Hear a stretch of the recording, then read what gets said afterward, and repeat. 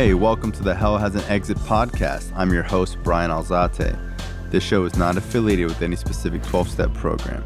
If you or a loved one is struggling with an addiction, please find a local 12-step meeting. If you believe you may need detox or drug treatment of any kind, please call 833-999-1877 to speak to a specialist. This show is sponsored by United Recovery Project, a state-of-the-art drug and alcohol rehab facility. You can visit our website at unitedrecoveryproject.com. Hey guys, welcome to Hell Has an Exit. I'm your host, Bryan Alzate. Today we have Khalis. This is episode 3 of the speaker tape series. Doing these speaker tapes, I wasn't sure how people would kind of feel about it, but I've been getting a lot of messages from people DMing me on Instagram saying that they get a lot out of it. So it feels good to know that people are getting something out of these speaker tapes. Like I said before, these speaker tapes help save my life. I don't know if I would be clean without them today. Going to meetings and hearing people share was always great, but a lot of times they would have 3, 4, a couple years clean. And when I would hear these speaker tapes, I was talking or I was listening to people with, 20 years clean that were gifted at speaking. And a lot of what they said on these tapes really planted the seed for me to believe in me staying clean long term, and not just staying clean, but to chase my dreams and to do anything I ever wanted, This guy, Steve Burdick, rest in peace, he gave me my first CD, and Khalis was on there, and this guy just has such a way of sharing his story. He's funny, he makes recovery seem fun. Like, it just makes sense when he talks, and there's not a lot of people that speak like him. He's got a special personality, and, he also has passed away, so rest in peace to him. But this is kind of the point of the podcast, is that people who have passed away, who have been clean for a long time, can live on forever and are still affecting people by sharing their message. And I hope you guys get a lot out of it. This is one of my favorite tapes. So with that, welcome, Khalis. So to the God who's known by many, many, many, many names, I come with deep and abiding thanksgiving that he thought enough of me to pull me out of the bowels of hell and show me a new way to live. I want to thank the committee here. Here, your 10th celebration of life, to think and have faith in me, to ask me to traverse an ocean and share with you the same love that brought you here, that has kept us as one. I have to thank this God. That there will be times that I might sound as though I'm about to take on a sermon, but when you hear my story, you might say, can I get a witness? Because, you know what I'm talking about?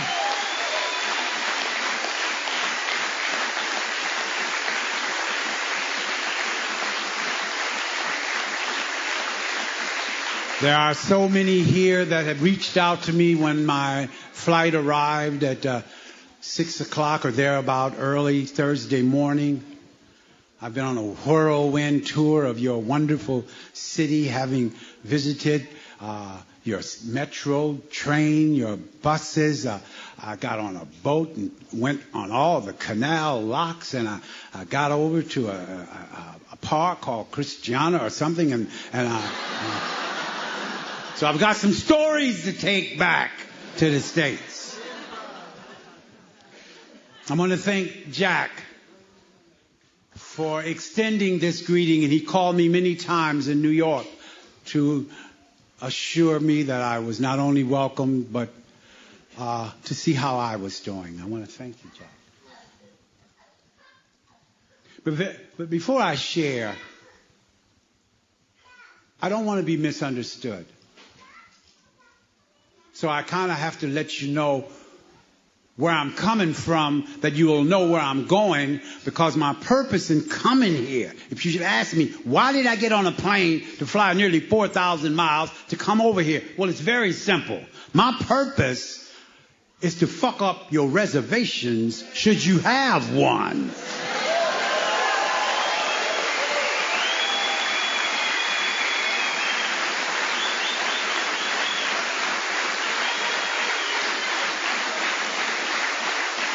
Now, I know that word can be abrasive. It can be demeaning. It can be interpreted a lot of ways. But I use it because this disease that we suffer from is about denial.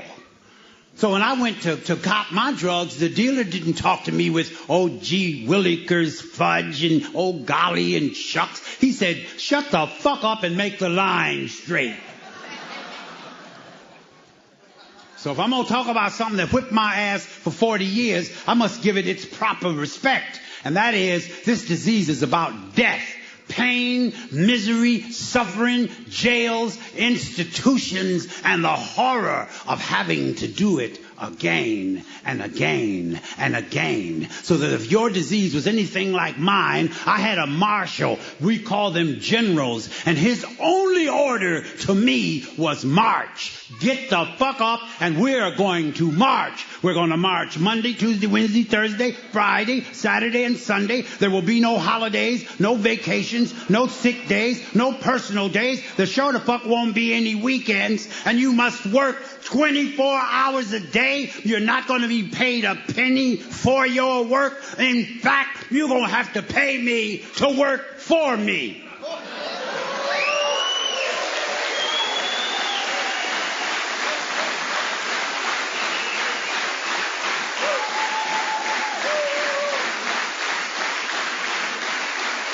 And I was a good soldier. I answered every call. And I was in pain so that my story is going to overlap your story quite often. And you're going to wonder, wow, it happened to him over there. Well, that just happened to me. Well, this disease does not discriminate. It doesn't give a fuck who you are, what your last name is, what your father owns or doesn't own, how many degrees you have or don't have. It doesn't. All it wants is to kill you and to tell you that your pain is pleasure. So whenever I share, I ask people right up front, if you think drugs is your answer, then what the fuck was your question?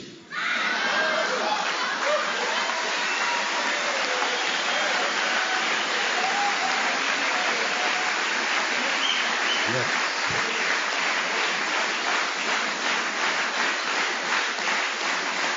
So when I arrived in the rooms, my brothers, my sisters, my family, truly, you are my family, my extended family.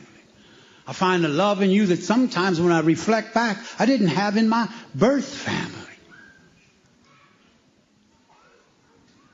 I came in the rooms, I was 55. I had just come off of a 40-year run of trying to stop, of always trying to stop, always trying to stop using. Because the first step said that I had to admit that I was powerless over my addiction and that my life had become unmanageable. And I knew that. I mean, first things was last and last things was fucking first. But I couldn't stop. I always said I could stop. I could stop anytime I want to stop. Long as it ain't now. That was the only time I had a problem with. And I could stop after a while, pretty soon, later on, a few minutes, just a second. What the fuck is the rush? Hold on, let me finish this. I'm gonna stop. So therefore, I didn't stop for 40 years. The theme of this convention is about today. It's about living in the now. But my disease always had my ass any place except now. I could stop tomorrow. Hold on, just I coulda, I shoulda, I woulda, I'm gonna.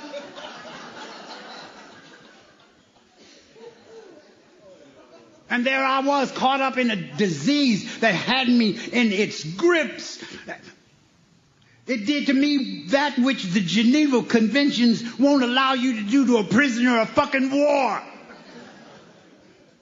Wardens in penitentiaries can only put you in solitary confinement about 30 days, or they call it inhuman punishment. My disease locked my ass up for 40 years, and my warden was between my ears. And he told me, don't eat, don't sleep, don't bathe, give up freedom, go to the penitentiary. 40 years. So that if you haven't done some of the things I'm about to share with you, you keep fucking around. I'll tell you what, it's on the menu.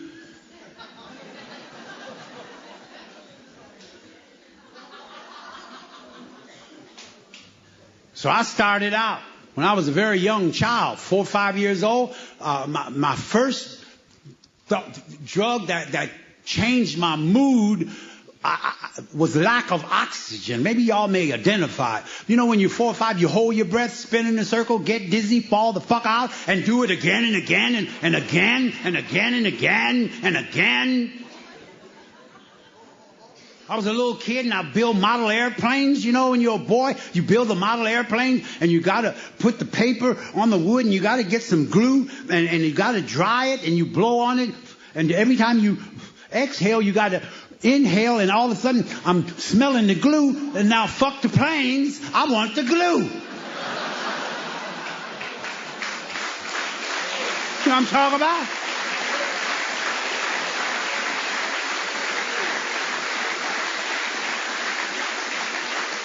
And my story is not about leaving off one drug when I took on another. It was like a train. I just kept adding cars. I got introduced to a socially acceptable drug called alcohol. Our literature says, don't forget, alcohol is a drug. But in the States, it carries social acceptability. This bud's for you. It's Miller time. 6 o'clock is happy hour time. Let's toast to your health. Lying motherfuckers. You know what I'm talking about?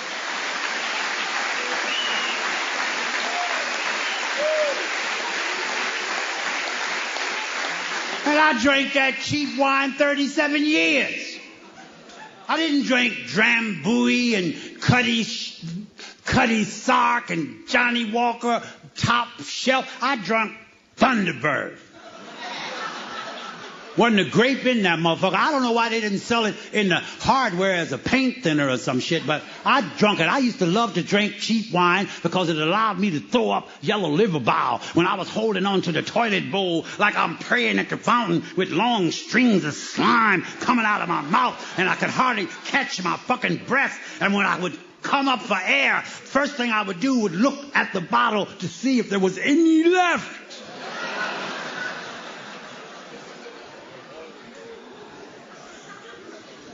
I said I came to fuck up somebody's reservations. Laughter is identification. Laughter is healing. Because if you'd have laughed at my ass when some of this shit was really happening, choose your weapon, because somebody gonna get hurt out here. Well, I went on. I started out after drinking, and I got a hold of marijuana.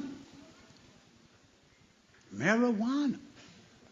I thought at first it caused you to, giggle and laugh and you eat all the time.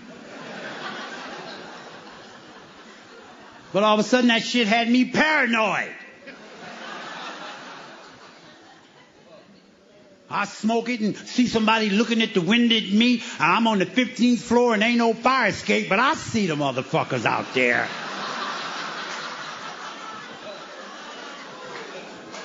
You know what I'm talking about?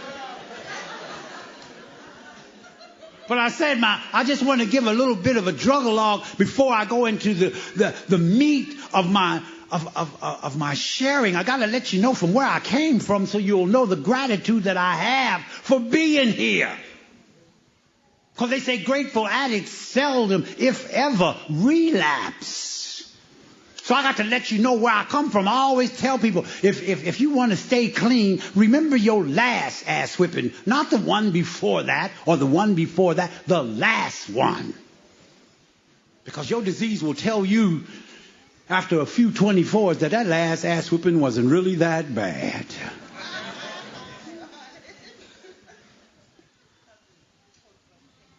So I smoked, I drank, I began to go into hospitals to detox off the alcohol. They finally got tired of my ass. They put me on a drug called antabuse. Said, you cannot drink on antabuse and alcohol. They do not mix. I said, what will happen, doctor?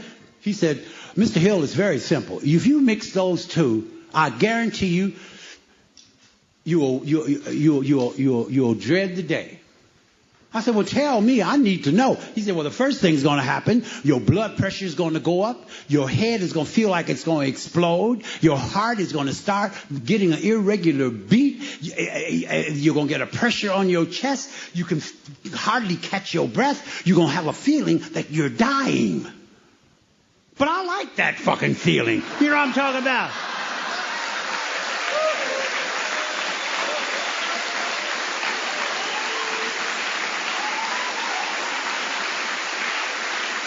So he couldn't scare me. Don't scare me. So I added on, and I added on heroin. It's my Purple Heart. That's my Distinguished Service Cross. This motherfucker, I walked through minefields to get that scar.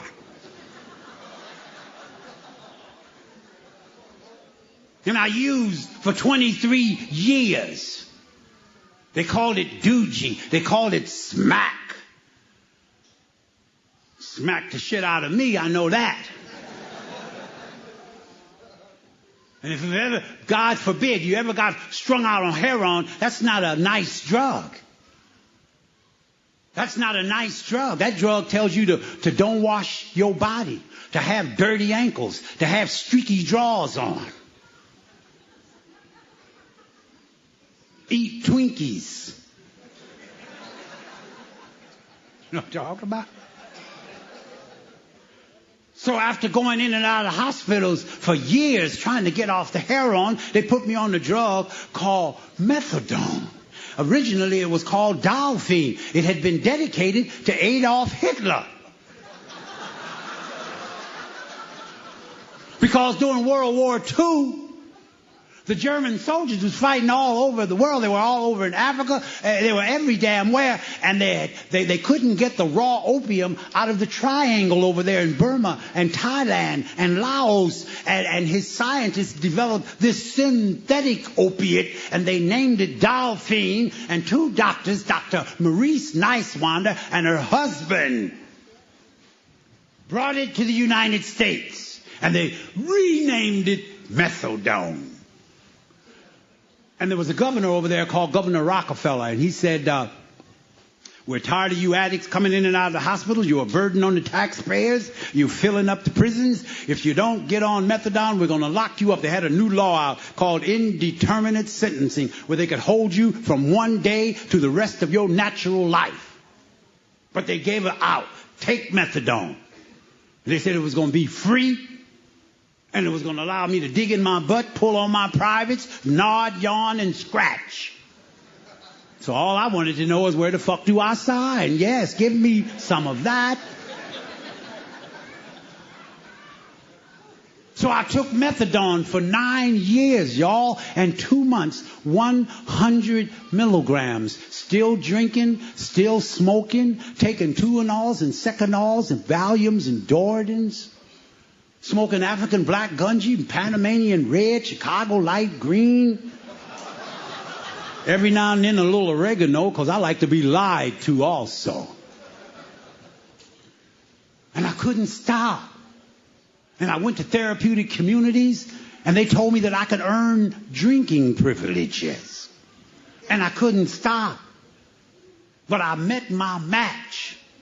Because a drug that I had never heard of. You know, drugs had romantic names like barbiturates and amphetamines and romantic names like marijuana. This drug was one syllable. They called the motherfucker crack. Now, just the word should have told me, wait.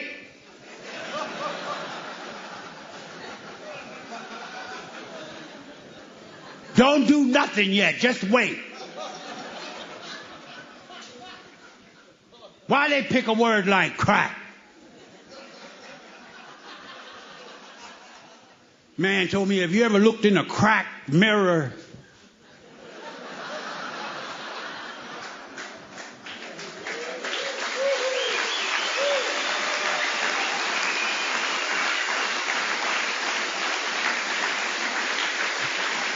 But I'm an addict. I need to die. So bring it on.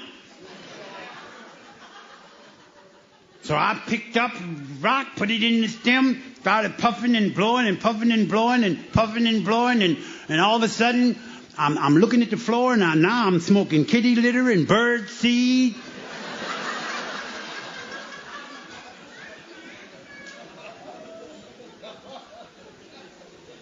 Totally insane. Telling myself that I'm going to save a rock. I'm going to put this rock in the drawer for tomorrow. Drawer talk all night long. All right, motherfuckers, 5 after 12. It's tomorrow.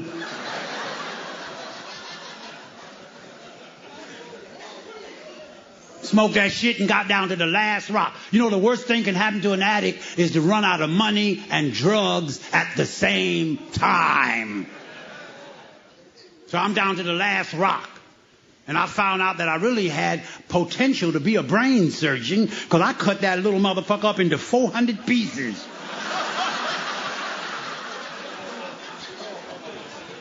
Talk about? So this disease told me in the second step that I had to be restored to sanity. My behavior was totally mad. And I'm justifying and rationalizing the most outrageous sort of nonsense. No sense. And telling everybody it's your fault that I'm fucked up. I'm going to fix you. I'm going to go get high.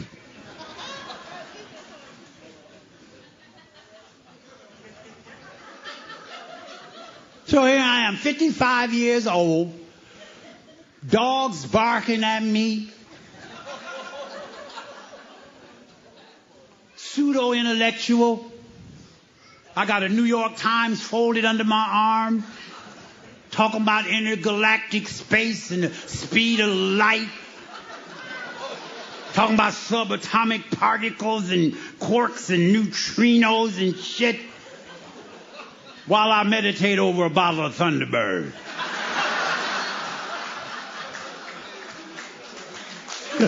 Talking about.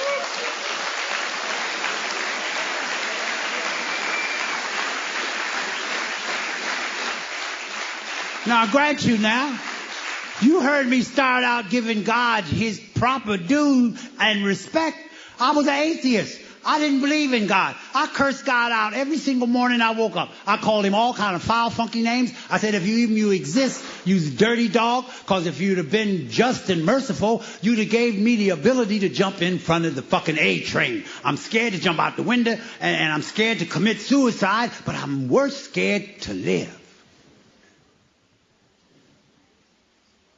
But God is merciful. He doesn't hold grudges. Grace is unmerited favor. I ask the judge for mercy. I ask God for grace. And this God thought enough of me. After throwing hot water on his birds in the morning because they tweeted. Don't tweet. Don't remind my ass this morning and I got to do this all over again. This God came into my life in the rooms of Narcotics Anonymous when I met y'all and you raised your hand and said you did not use today. You didn't use? Was you locked up? Is there panic in the street? The fuck you mean you didn't use? You ain't got no money? They said, no, man, we didn't use. I live in the community. This celebration of life is taking place on a block that I saw a whole lot of crazy shit going on coming here, and yet this is where God placed this convention, at the very spot where it's most needed. How you like that?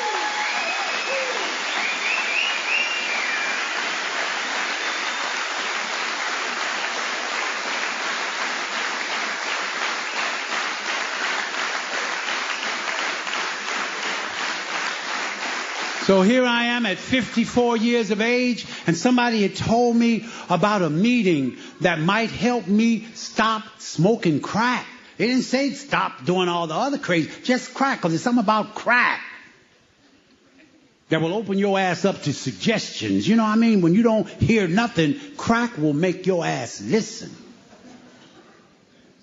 So I said, well, what is it that can help? They say there's a group of addicts up in Harlem, in East Harlem. I said, addicts? They ain't doctors and nurses and therapists? No, these is addicts. They gonna help me? Yes. They gonna hug me? Yes. Hug me. Take my wallet? Hug me? They said, don't worry about that. Just come to the meeting. And y'all, I went to the meeting. No miracle just took place, but the seed was planted because I saw men crying when they was talking about they got their children back. They didn't beat their wives no more. That they was glad that they were alive. And I'm saying, but how do I do that? Slowly they revealed it to me. They said, you got to get a sponsor. I said, well, what is a sponsor going to do? I read the New York Times. I'm 55. I know every motherfucking thing. What is a sponsor going to tell me? He said, how to stay away from the first one. When you cross the railroad track, the train ain't blowing the horn, warning your ass about the second car.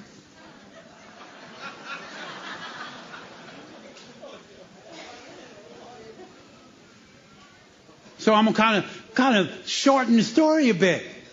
I listened and I listened and I listened until I heard one young man at this one meeting would come back day after day and he would say, I didn't use today. But he wouldn't take responsibility for his children. He said he wanted to throw them out the window, but he would buy food anyway. He was mad at his wife, but he wouldn't leave her anyway. He would tell all this crazy shit, but he would say, but I didn't use today. And he was 20 years old. And I asked Ronnie, I said, Ronnie, would you be my sponsor? He was Puerto Rican, and I'm black. People ask me on the road to recovery, why would I ask somebody 20 years old to be my sponsor? And you 55. And I was shocked at the question. Why? He stopped. What the fuck do you mean, why?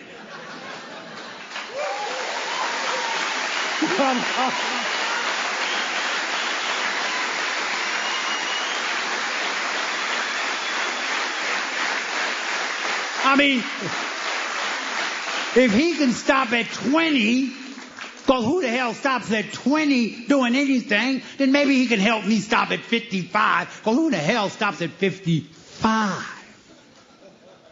Then they said, but he's Puerto Rican. I said, I don't give a fuck if he's a purple people eater. He had still stopped. He did something I couldn't do.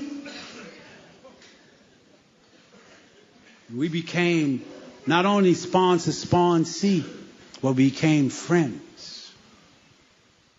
But this disease, I got to tell it all if I'm going to tell it at all. Half a truth is a whole lie. This young man got 15 years and relapsed. You heard me right. Got him an $80,000 job. I got him a Lexus. He was living on the cream of the crop.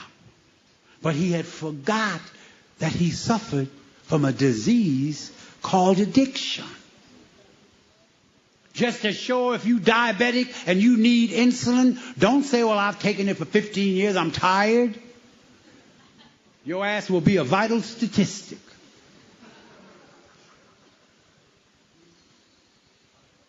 And suddenly I became his sponsor.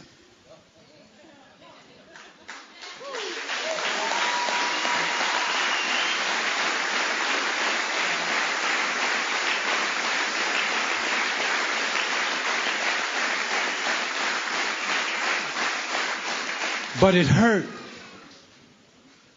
Any of you all that have sponsors or friends that have relapsed, you know what? It hurt.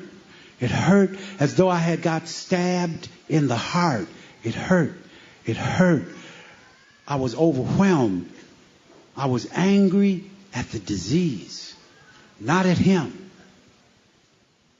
So let's keep things in the proper perspective. We suffer from a disease, a dis-ease with our feelings. This disease is about feelings. We told ourselves that every time we used, but we didn't hear it. I said, I'm going to get high. I interpreted high as feeling good. But if I'm getting high, then I must have been feeling low. But I got to call it the opposite. I can't say I'm going to get low. I'm going to get high. I ain't going to say this shit is dangerous. This shit will fuck me up. I'm going to say this is some good shit. And I told myself this lie, and it took y'all, a group of addicts, that wrote 12 steps, traditions, and concepts. And you all taught this old man how to live life one day at a time. Now, go back with me for just a moment. If I were in New York right now, I'm going to call it as though it was this time. It would be just about 10 minutes to 4 p.m. June the 7th, right now. But if I picked up a telephone and called Tokyo, Japan, and asked the operator for the time, she'd say, well, it's 10 minutes to 4 a.m. Sunday, June the 8th. So I'd be talking with her tomorrow. She would be answering me yesterday, but the conversation would be taking place now. I have never met anybody that got high tomorrow.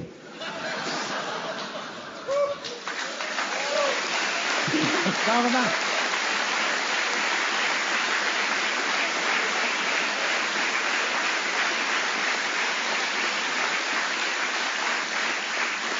So y'all got a topic, that's the theme that says live today. Today is the tomorrow I talked about yesterday.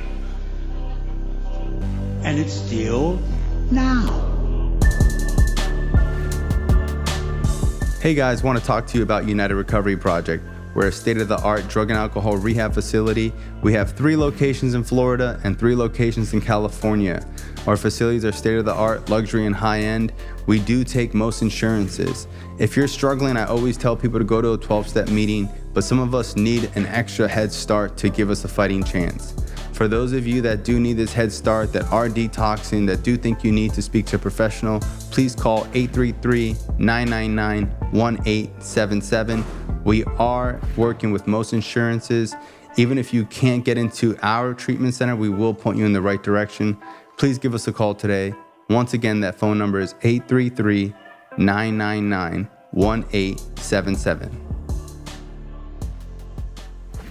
I was with my brother. We were sharing yesterday, and we were talking all about Andromeda and all kind of wild shit and black holes and shit. And we said, whatever time it is, it's now. Right there. When I looked up the definition of God, it said that God had three personalities to his character. One was omnipresent, everywhere at the same time.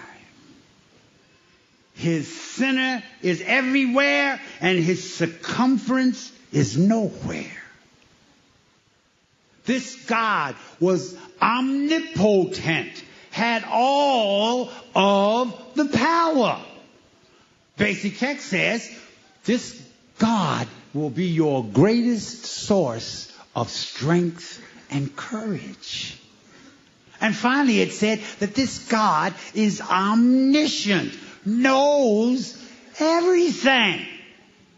So I ain't got to hide nothing. And they said that you're going to need this God because your disease is cunning, baffling, and insidious. So I went back to Webster. What the fuck is cunning, baffling, and insidious? Webster said cunning is a skillful adversary. Not just the enemy. This son of a bitch is skillful. He has laid in the background, spotted you, watched you, tagged on, trailed your ass, learned all your weak spots, knows what buttons to push. A skillful adversary. Then it said that this disease is baffling. Third tradition says you can be prayed over, counseled with, reasoned with, analyzed, beaten, threatened, jailed, and you still won't stop. Defies solution. And lastly, it said this disease is insidious. I thought that had a little class to it, a little ring. Oh, my disease is insidious. I got a bad motherfucker. I checked out the word insidious.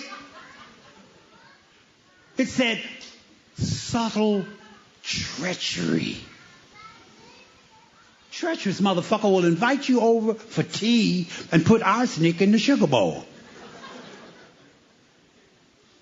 It said treachery is that which will lie in wait to do you great bodily harm. I needed a God, and I was an atheist. So the literature had me in mind when they said, well, if you have a problem with God, then let it be the basic text, let it be the literature, let it be the fellowship. But don't you be God. Because your best thinking got your ass in this seat.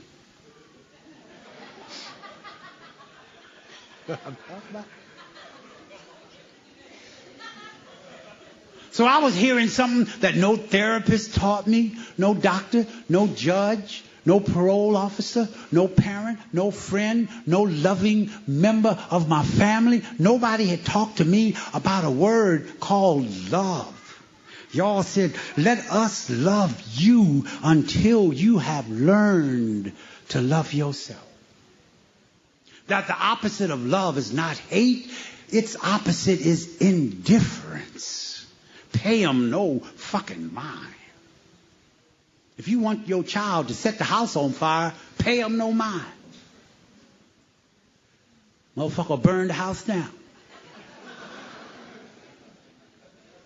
Because an ass whipping beats being ignored. At least you love me enough to whip my ass. And y'all told me to come back, come back, come back. And I'm wondering, why y'all telling me to come back? Because you wouldn't elect me treasurer? I wanted to count the money 2 weeks after I got here. I said, I got a lot of experience in counting money. Let me be the treasurer.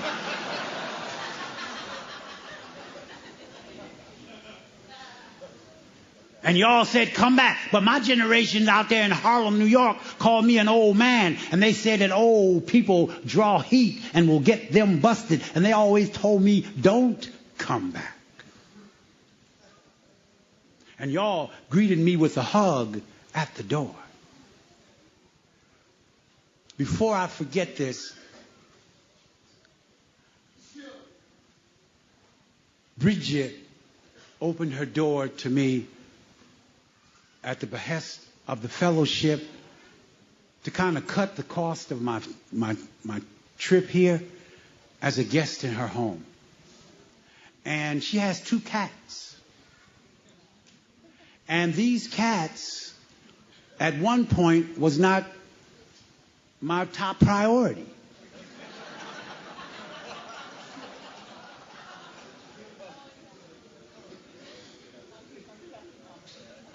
But as I've come into recovery, I've learned to love a lot of things, and cats are among them.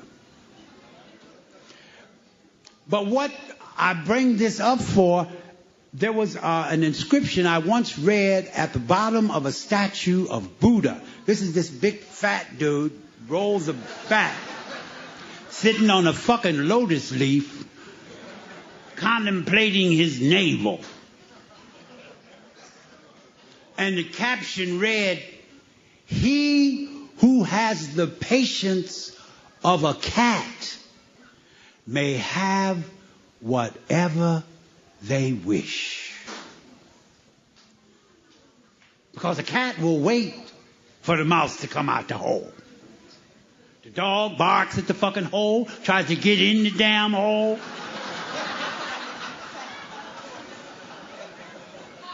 Mouse go dig a hole on the other side of the house and come out.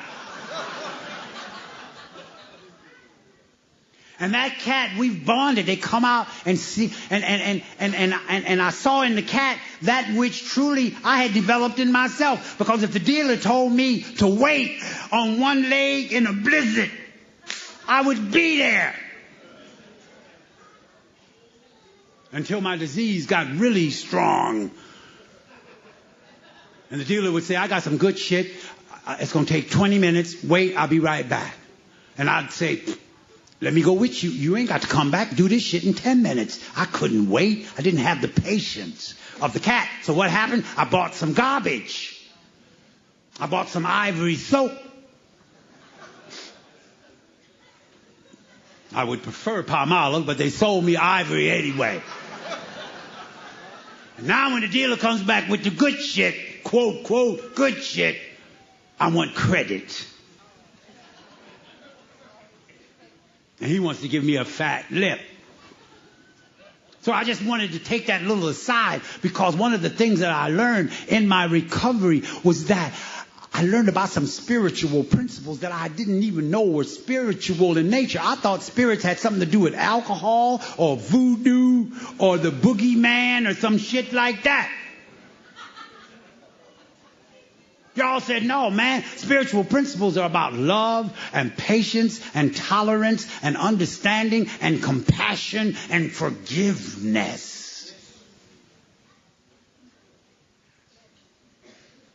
It's all inclusive.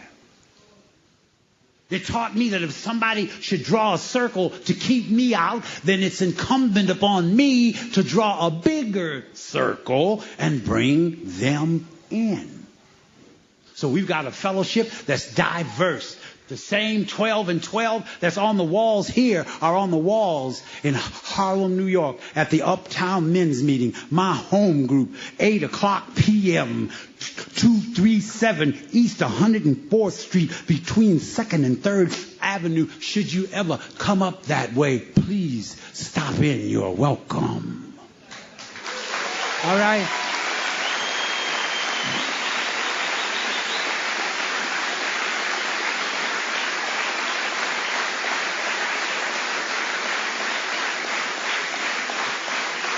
So I've got but a limited amount of time to share, and certainly I can't go through. I was blessed to do the traditions last night. I'd love to do steps, but I'm here to talk about my story. And I'm going to kind of wind it down to show you how in that chaos, in that madness, in that insanity, I saw a road to freedom that was very narrow. And it came from the heart and spirit of another recovering addict. The literature says the ultimate weapon is another recovering addict. The ultimate weapon. Made no bones about it. And y'all never lied to me. My sponsor relapsed. But the literature says that relapse is a reality. But it's not a requirement.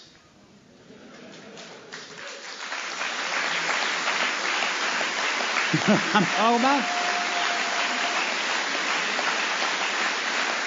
Yes. I mean, listen, this thing is good. People asked me one time, I was 68 years old. Young man says, Khalis, listen, man, you're 68 and you got this recovery.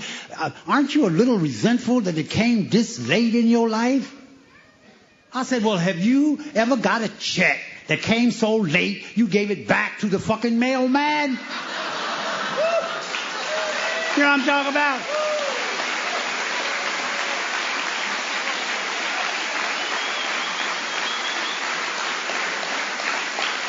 It was right on time.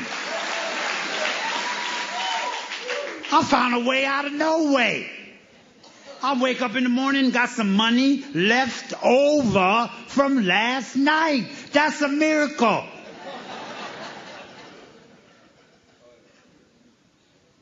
These are the things that I got I never thought I would have.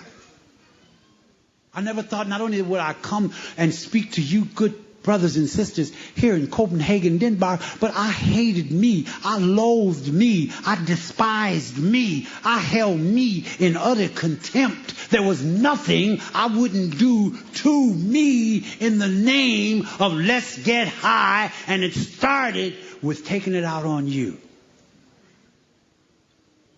And it all changed. It's all changed.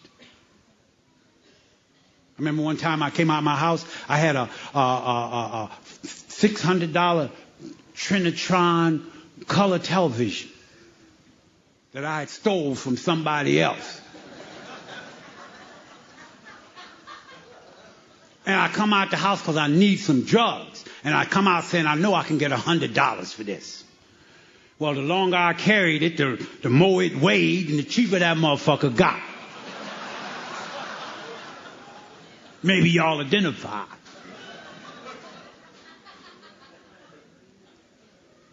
So now I got a TV. I'm recording some shit at home that I want to see when I go back on a VCR. The rent's paid, the electric's paid, the TV is paid, the recorder is paid, I'm paid, and God is good all the time. You know what I'm talking about?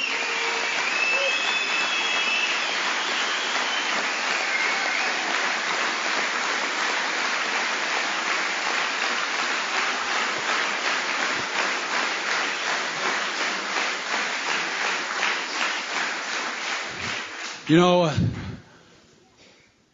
my sponsor once told me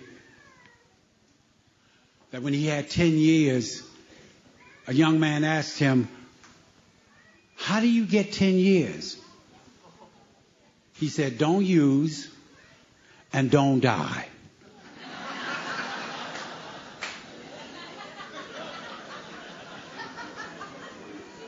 So it's very simple.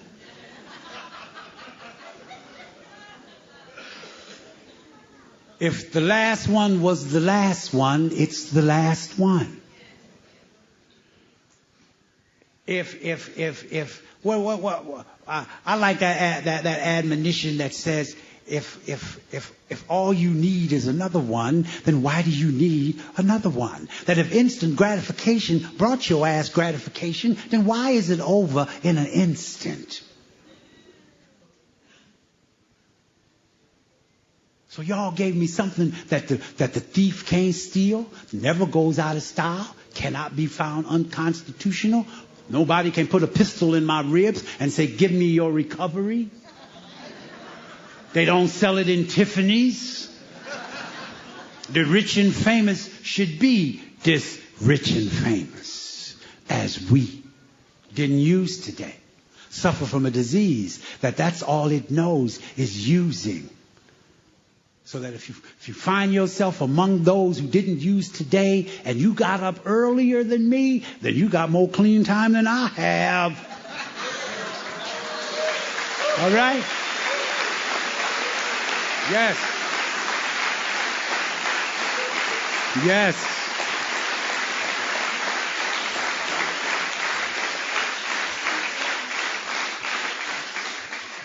How much time do I have?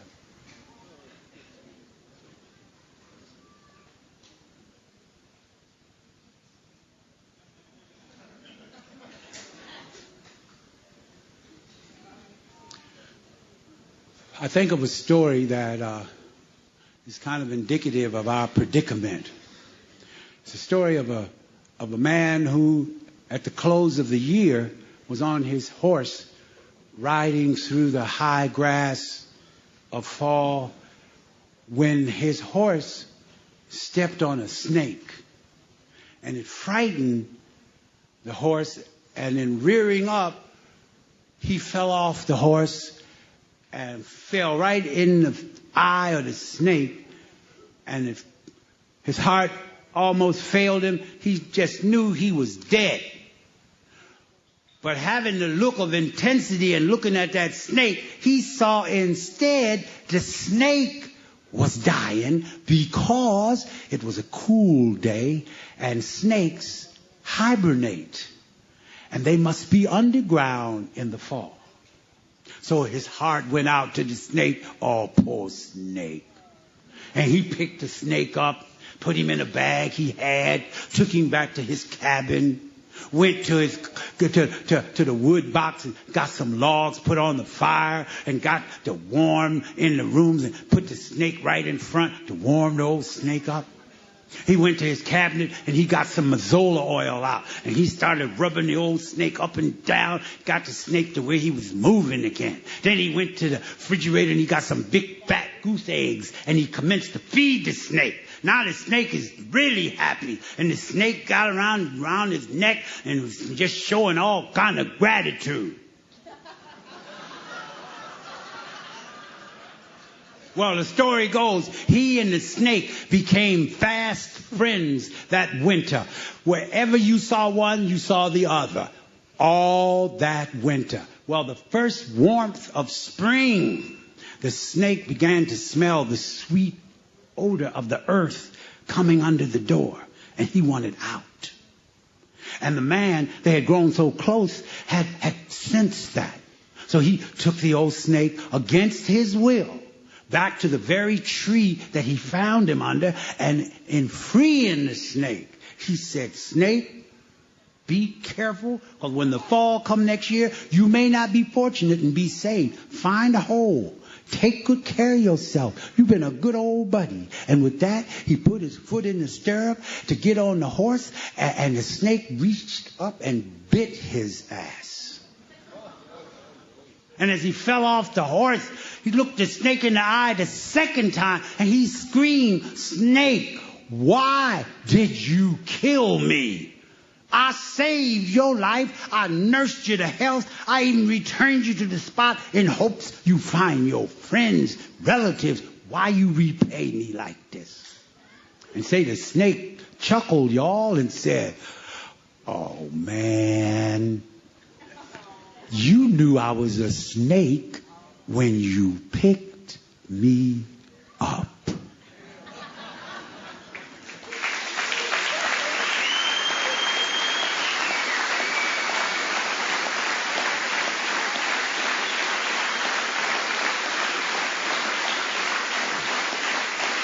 So the moral of that story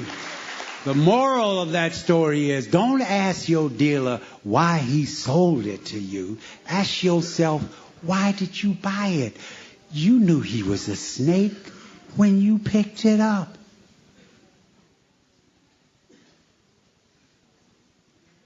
May God continue to smile on you, bless you and your families and your loved ones. May you hold another addict in your thoughts as you close each meeting, because all of us were prayed in here. All of us.